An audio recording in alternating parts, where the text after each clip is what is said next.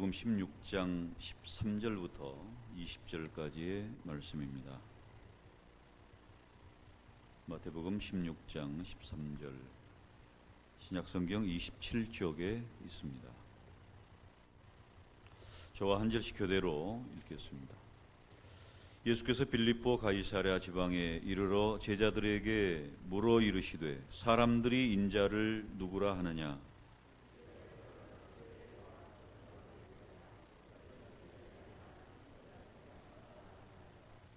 이르시되 너희는 나를 누구라 하느냐?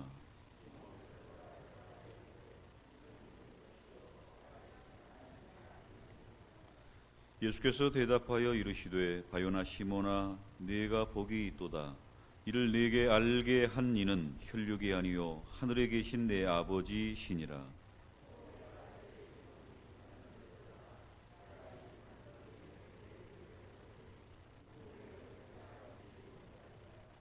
내가 천국 열쇠를 내게 주리니 네가 땅에서 무엇이든지 매면 하늘에서도 매일 것이요 네가 땅에서 무엇이든지 풀면 하늘에서도 풀리리라 하시고,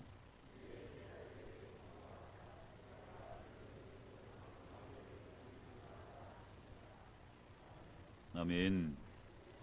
기도하겠습니다. 하나님 아버지, 주님의 말씀을 우리에게 들려주시기를 원합니다. 그 말씀이 우리의 믿음이 되고 우리의 신앙의 고백이 되고 하나님을 기쁘시게 하는 능력이 되게 하여 주옵소서.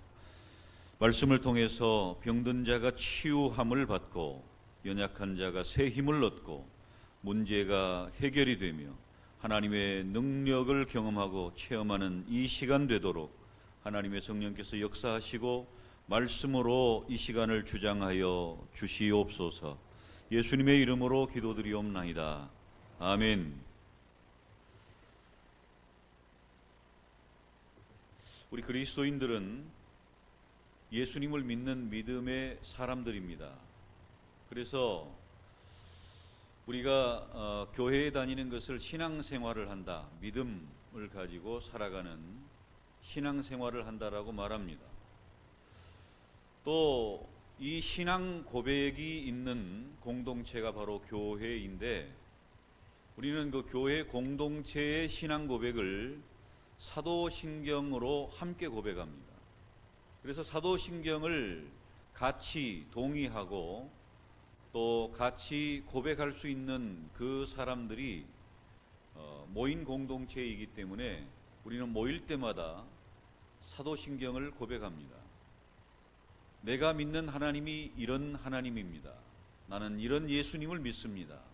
나는 성령님을 믿습니다. 나는 천국을 믿습니다. 심판을 믿습니다. 이런 공동체의 고백이 있는 곳이 바로 교회이고요, 우리의 믿는 바가 바로 신앙 고백입니다. 그래서 우리의 신앙 고백을 같이 할 수 있는 공동체, 그 이제 교회라고 한다면 우리의 개인의 삶 속에서도 하나님을 믿는 믿음의 고백들이 있어야 합니다. 나는 하나님을 믿습니다. 나는 예수님을 믿습니다. 나는 믿습니다. 이것이 바로 우리가 믿는 그 사도신경의 내용으로 되어 있습니다. 나는 믿습니다. 이것이 우리 신앙의 고백의 중요한 부분입니다. 사실 이런 그 신앙 고백이 우리에게 있고 그 고백된 신앙으로 우리가 살아갈 때 하나님의 역사하심을 보게 됩니다. 우리가 믿는 하나님은 살아계신 하나님이시며 능력의 하나님이시기 때문에 우리가 고백하는 그 하나님이 그 믿음대로 우리 삶 속에서 역사하시는 일을 우리는 보게 됩니다.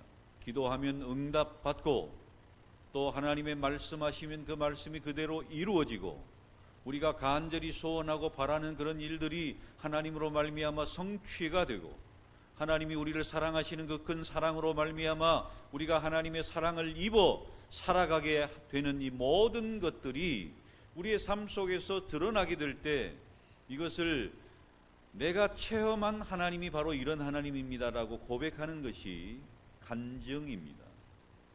내가 믿는 하나님이 내 삶 속에서 이런 은혜를 주셔서 내가 이런 은혜를 체험했습니다 라고 말하는 것이 간증이에요. 그래서 그 간증의 주인공은 내가 체험했습니다 보다도 하나님이 내 삶을 통해서 이렇게 역사하셨습니다, 이것이 간증의 주된 내용이 되는 거예요. 내가 체험했습니다, 이게 더 강조가 되는 게 아니고요, 하나님이 내 삶 속에 이렇게 역사하셨습니다. 하나님은 살아계십니다. 하나님은 내 기도를 들으십니다.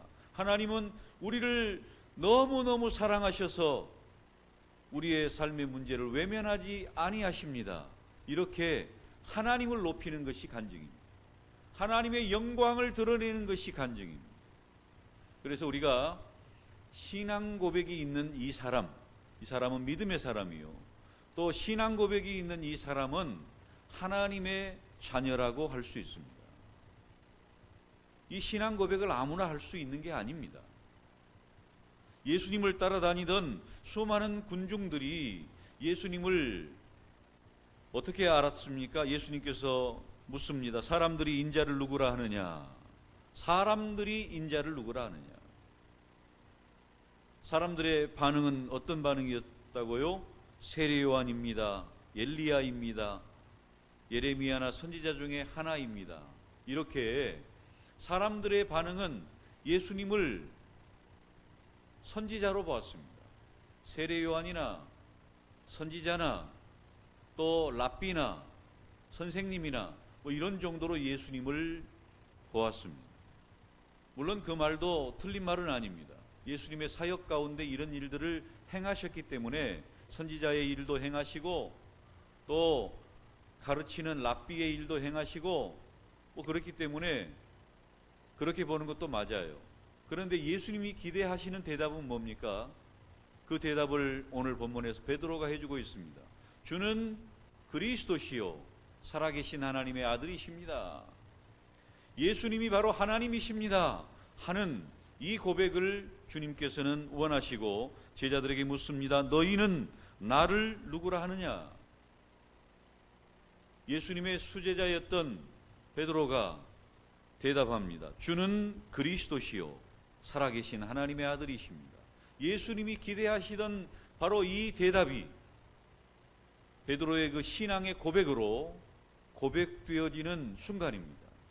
사실 예수님께서 제자들에게 이 신앙 고백을 듣기 위해서, 제자들에게 이 믿음이 생기게 하기 위해서 많은 표적들과 많은 하나님의 나라의 일을 말씀해 주셨어요. 회개하라 천국이 가까웠느니라 시작으로 예수님께서는 천국의 복음을 말씀하셨습니다. 그 천국의 복음을 말씀하실 때마다 제자들은 가장 가까이서 예수님의 이 말씀을 들었죠. 수많은 군중들과 무리들은 늘 예수님의 말씀을 들었던 것은 아닙니다. 왜냐하면 예수님이 이 동네에 가서 말씀하시기도 하고 저 동네에 가서 말씀하시기도 하고 또 예루살렘에 유대로 가시기도 하고 갈릴리로 가시기도 하고 늘 이렇게 순회 사역을 하셨기 때문에 군중의 대상은 다 달랐어요. 그러나 예수님을 따르면 늘 같은 말씀, 천국의 복음, 하나님 나라의 일을 제자들은 가장 가까이서 들었던 것입니다. 그래서 제자들이 예수님을 하나님의 아들이라고 고백하는 이 순간은 너무나도 뜻깊은 부분이었습니다. 이 고백이 나오기까지 예수님의 제자들이 예수님을 따라다닌 지, 예수님께 배운 지 한 1년이 지난 시점이에요. 만나자마자 이런 고백을 한 것이 아니었습니다. 그것도 여기 보면은 빌립보 가이사라 지방이라고 말합니다. 이 지방은 이방 지방이고요. 그리고 이전에 먼저 이방 여인이 예수님을 먼저 하나님으로 고백하는 일도 있었습니다. 그리고 예수님을 따르던 제자 베드로가 예수님을 하나님으로 고백합니다. 사랑하는 성도 여러분, 우리가 신앙 고백이 있는 하나님의 자녀들입니다. 그런데 우리 공동체 신앙의 고백은요, 다 같은 고백이어야 돼요. 공동체의 신앙의 고백이라고 하면 하나님이 어떤 분이신가, 예수님이 어떤 분이신가, 성령님은 어떤 분이신가, 또 우리가 천국과 지옥이 있음을 믿고 심판이 있음을 믿고 영원한 하나님의 나라가 있음을 믿는 이런 공동의 신앙 고백은 같은 고백이어야 됩니다. 하나님에 대한 신앙 고백이 같아야 돼요.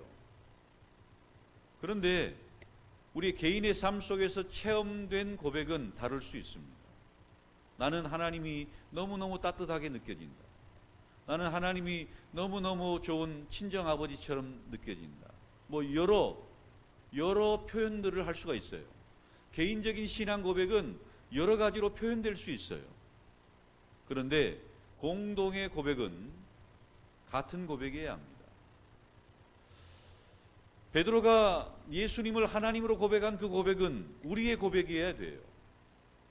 베드로가 고백했고 또 제자들이 고백했고 도마가 고백했고 또 수많은 믿음의 사람들이 고백한 그 고백은 하나님의 자녀라고 한다면 같은 고백을 해야 합니다. 내 삶 속에서 우리의 간구가 다 다릅니다. 우리가 원하는 바가 다릅니다. 우리가 하나님께 기대하는 바가 다릅니다. 그럴 때 하나님께서 개인적으로 주시는 은혜를 고백할 때는 다 다를 수 있어요. 하나님은 내게 이런 은혜를 주셨다. 하나님은 내게 이렇게 은혜를 베풀어 주신 걸 보니 나를 너무너무 사랑하시는 것 같다. 이건 개인차가 있는 고백이에요. 간증은 그렇습니다. 사랑하는 성도 여러분, 그러나 우리가 하나님의 자녀라고 말한다면 우리는 하나님이 어떤 분이신지 하나님에 대한 누구나 할 수 있는 공동의 고백을 할 수 있는 저와 여러분이 되실 수 있기를 축원합니다. 하나님은 우리에게 똑같은 사랑으로 사랑해 주십니다. 악인에게나 선인에게나 비를 내려주시고 해를 비추어 주시고 먹을 것을 주시고 공급하시는 하나님이십니다.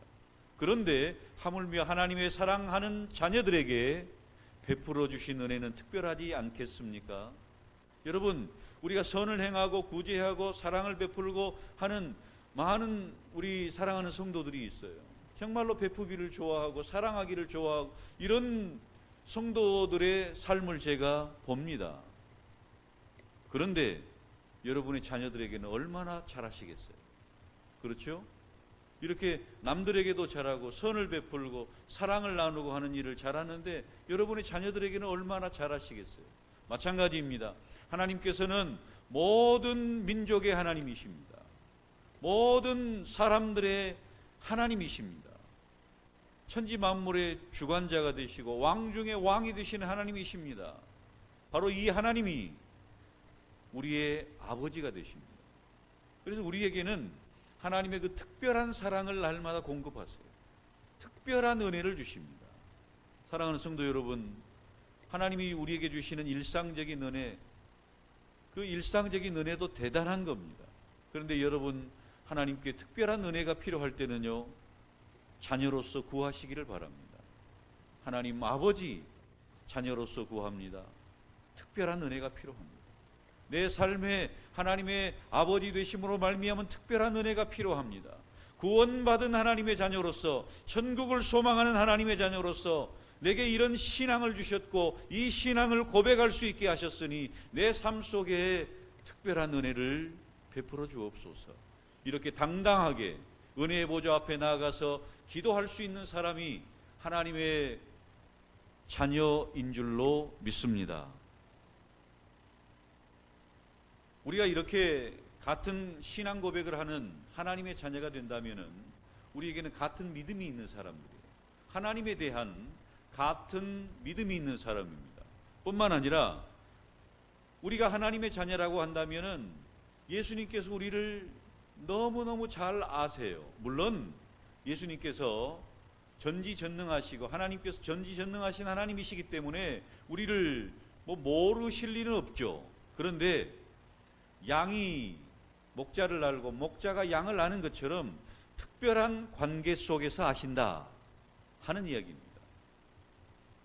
하나님이 모든 것을 아신다 이런 개념이 아니고요, 특별히 우리를 아신다 하는 개념이에요. 목자가 양을 알듯이 특별히 우리를 알아주시는 하나님, 아버지가 자녀를 알아주듯이 알아주시는 그 하나님, 그 하나님께서는 우리를 알아주시는 하나님이십니다.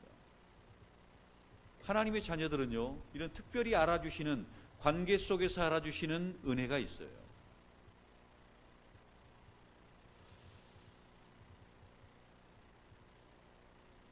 등불을 준비하는 처녀들의 이야기를 알지 않습니까? 등불을 준비할 때 기름을 준비하지 못한 사람들에게 열어주소서, 내가 너희를 도무지 알지 못한다, 이렇게 말씀하십니다.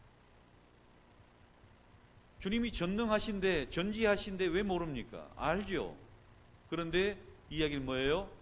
지식적으로 모른다가 아니라 너와 나와 아무런 관계가 없다, 그 이야기입니다. 주님께서 우리를 아신다라고 이야기할 때는요, 지식적으로 아는 것도 포함이 되지만 특별한 관계 속에서 안다 하는 이야기예요. 우리가 하나님의 자녀이면 하나님의 특별한 사랑을 받고 특별한 관계 속에서 우리를 알아주시는 하나님의 은혜가 있다는 것을 잊지 마시기를 바랍니다. 하나님께서는 우리를 잊지 아니하시는 아버지가 되시는데, 우리가 언제 이런 생각을 가지게 되는가 하면은, 하나님이 나를 잊어버리셨는가? 하나님은 나를 모르시는가? 하나님은 내 사정과 형편을 돌아보시지 않을 그런 분이신가? 이렇게 생각할 때는 언제예요? 힘들 때, 어려울 때, 병들었을 때, 정말로 내 삶에 곤고함이 찾아왔을 때, 하나님이 내 아버지신데 하나님이 나를 외면하시는 것 아닌가? 하나님이 나를 잊어버리셨나? 이런 생각을 가질 때가 있습니다. 이스라엘 백성들이 그랬어요. 고난 가운데 있고 또 바벨론 포로 생활을 할 때, 너무너무 고난의 시간들을 보낼 때 이스라엘 백성들이 어떤 생각을 가졌는가 하면, 여호와께서 나를 버리시며 주께서 나를 잊으셨나? 이렇게 이스라엘 백성들이 이야기할 때, 여인이 어찌 그 젖먹는 자식을 잊겠으며 자기 태에서 난 아들을 긍휼히 여기지 않겠느냐? 혹시 그들은 잊을지라도 나는 너를 잊지 아니할 것이라. 내가 너를 내 손바닥에 새겼고 너의 성벽이 항상 내 앞에 있나니 내 자녀들은 빨리 걸으며 너를 헐며 너의 황폐한 하던 자들은 너를 떠나가리라. 이렇게 말씀합니다. 내가 힘들었던 모든 일들, 너를 힘들게 하는 모든 자들을 떠나가게 할 것이다. 내가 너희를 내 손바닥에 새겼다. 내가 너희를 왜 잊겠느냐? 젖을 먹이는 엄마가 그 자녀를 잊겠느냐? 자기 태에서 난 아들을 긍휼히 여기지 않겠느냐? 하나님이 말씀하십니다. 여러분, 하나님은 우리와 특별한 관계 속에서 우리를 알고 계시는 분이세요. 그렇기 때문에 우리가 힘들고 고난이 있고 어려울 때 하나님이 나를 잊으셨을까, 이렇게 믿음이 약해지지 마시기를 바랍니다. 하나님은 우리를 잊어버리시는 분이 아닙니다. 하나님은 우리를 잊지 않으세요. 하나님이 기억력이 좀 이렇게 좋지 않아서 손바닥에 새겨가지고 이렇게 날마다 봐야 우리를 기억하신다, 그런 이야기가 아니에요. 사람들의 표현을 하나님이 쓰시는 거예요.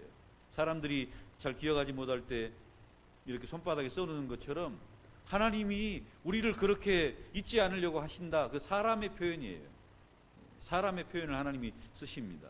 예를 들어서 하나님이 귀가 없으시냐, 하나님이 눈이 없으시냐, 하나님이 손이 짧으냐, 이런 것은요 사람의 표현이에요. 사람의 표현. 하나님이 우리처럼 똑같이 손이 있고 눈이 있고 귀가 있고 이런 의미는 아닙니다. 이런 의미는 아니에요. 눈을 만드신 분이 보지 못하겠느냐, 귀를 만드신 분이 듣지 못하겠느냐, 이런 표현들은 우리가 이해할 수 있는 표현이에요. 그런데 하나님이 우리와 똑같이 생겼다, 이렇게 말하면 안 됩니다. 우리 사람들이 이해하기 쉽게 하나님께서 지금 표현하시는 거예요. 하나님은 우리를 잊어버리시는 분이 아니고 우리를 특별한 관계 속에서 믿음의 사람들을 알아주시고, 그리고요 하나님의 자녀들은요 양이 목자를 아는 것처럼 하나님의 자녀들도 아버지를 압니다. 하나님의 자녀들도 알아요. 하나님이 누구신지 압니다. 그리고 하나님이 누구신지 더 알려고 힘씁니다. 성경을 읽을 때 하나님이 어떤 분이신가?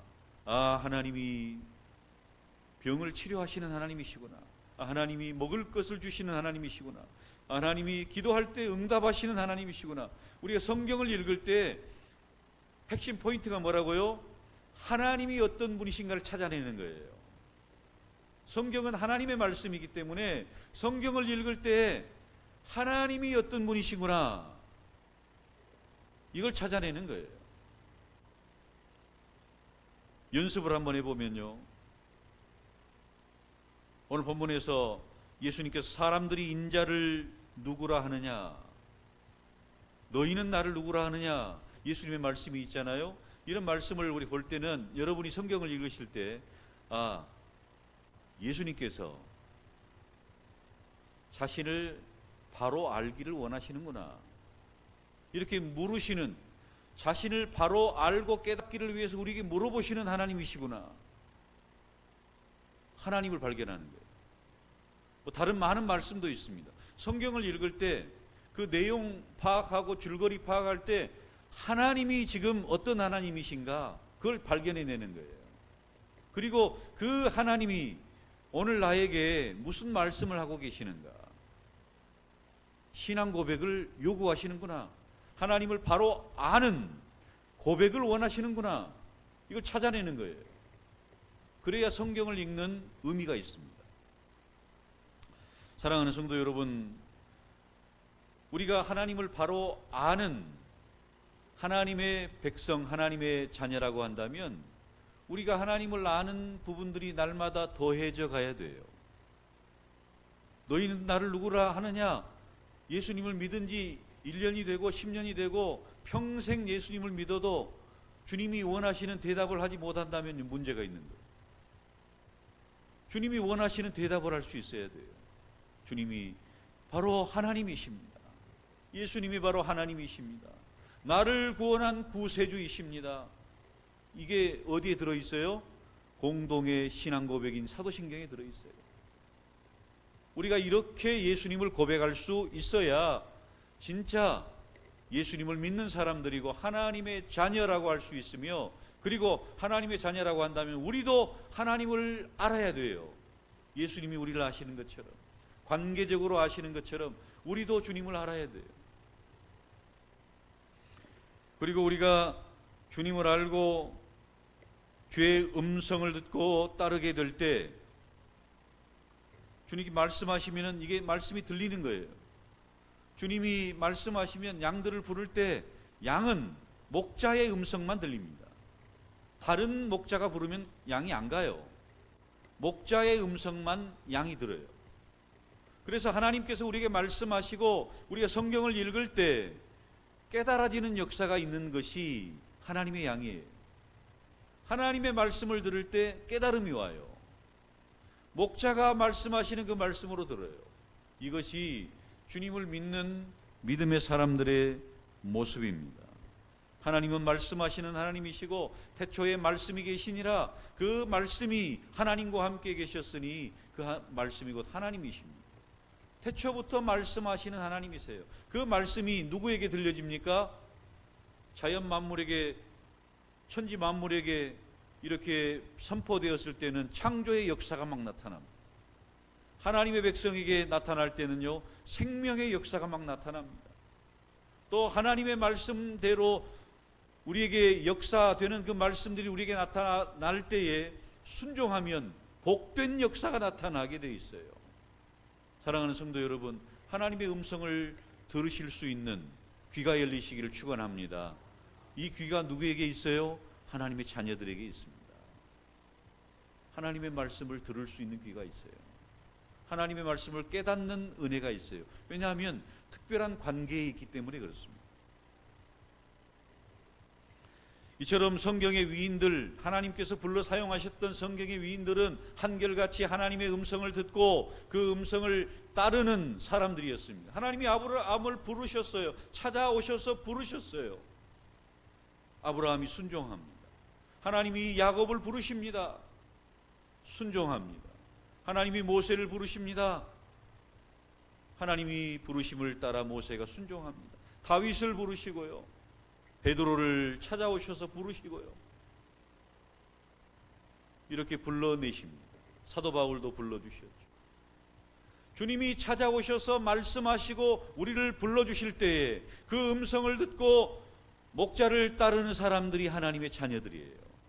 그리고 하나님의 그 말씀을 듣고 믿음으로 순종하며 따라가는 이 하나님의 자녀들은 하나님을 사랑하게 돼 있습니다. 나를 사랑하는 자들이 내 음성을 듣고 나를 사랑하는 자들이 내 계명을 지킨다. 주님께서 말씀하시는 거예요. 우리가 말씀을 듣고 따라가는 이 하나님의 백성, 하나님의 자녀로 살아가는 우리들의 삶은요, 주님을 사랑하는 삶이 되는 거예요. 이런 관계가 됩니다. 아버지와 자녀의 관계가 신앙 고백이 있고 믿음으로 시작된 이 아버지와 자녀의 관계가 사랑하는 관계가 돼요. 그래서 그 말씀을 듣고 따를 때도요, 의무적으로 그냥 마지못해서 어쩔 수 없이 따르는 게 아니라 사랑함으로 따르게 돼요. 사랑함으로. 사랑하니까 그냥 하는 거예요. 부모가 자녀들이 뭔가를 원하면 해줍니다. 왜 해주죠? 사랑하니까 해주는 거예요. 사랑하니까 해줍니다. 부부간에도 마찬가지입니다. 뭔가를 필요로 하고 원하고 하면 해줍니다. 사랑하니까 해주는 거예요. 때로는 원치 않아도 말하지 않아도 해줍니다. 사랑하면 보이게 돼 있어요. 사랑하면 알게 돼 있어요.